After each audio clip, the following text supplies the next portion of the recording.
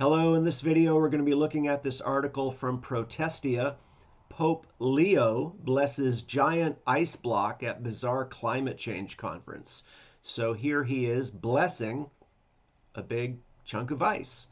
And it talks about how he was mocked on the internet because of this. Certainly you've heard of people and ministers blessing the Lord, blessing one another. You know, you pray for God's blessing, but to bless a chunk of ice, this is just weird. So this is apparently a climate change, part of a climate change agenda that was started by Pope Francis. And here's what you need to know, and what I'm sure many of you do know about Pope Francis. Pope Francis was a Marxist, and many believe that this climate change agenda is all, and whether you think climate change is real, and I guess the debate is not whether or not it's real, it's what's causing it, and is the rise in temperature 1 or 2 degrees, is that actually a bad thing? Some people think no, it's good. We want a warmer climate. It used to be warmer. It's cycled throughout history, and it's not man-made. There's all sorts of different debates, and I'm not going to get into that.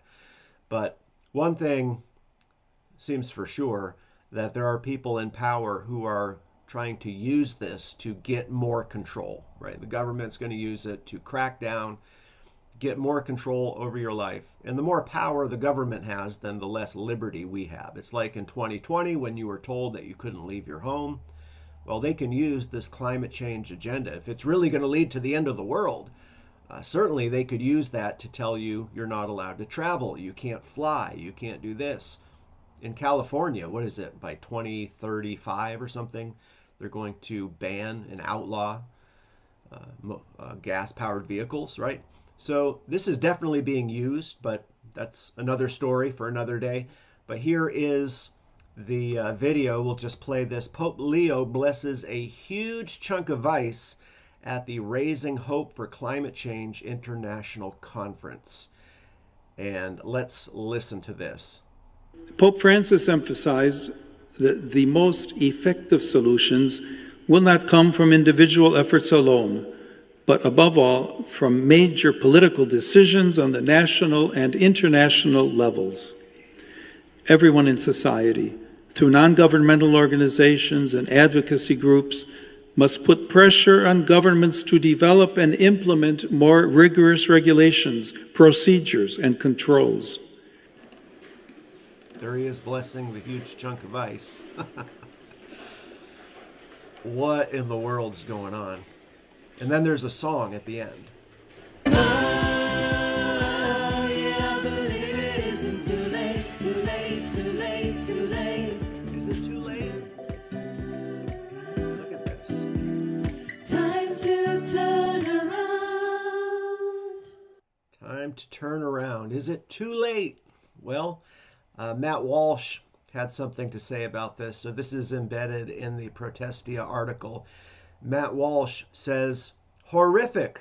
This whole thing, Pope Leo, he blesses a block of ice and then stands there while these, according to Matt Walsh, communist freaks do some kind of weird pagan earth-worshipping hippie ritual.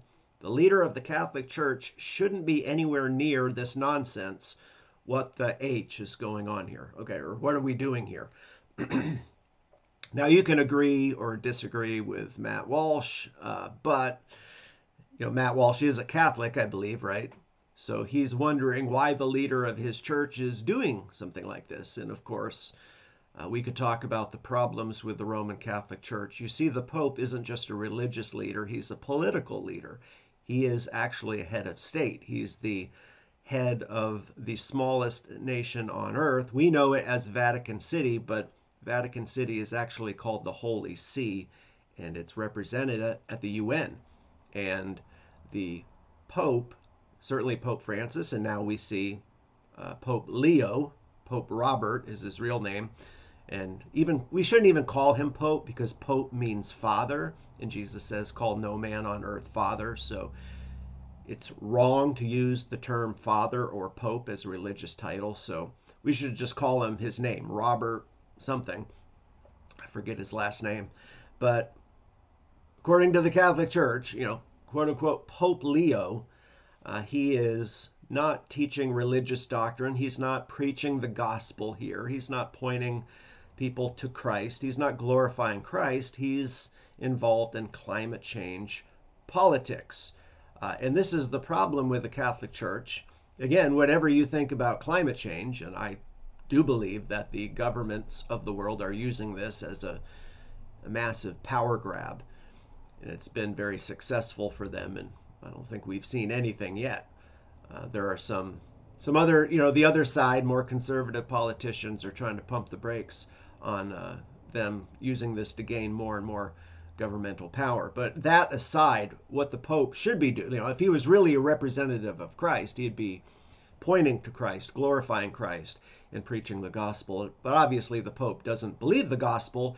He rejects the gospel because the Roman Catholic Church anathematized the true gospel back in the 1500s during the Council of Trent. So really, they teach a form of it's a works-based system of salvation, where if you do good deeds and give money to the church and do all these things and honestly fight for climate change, that's how you obtain salvation.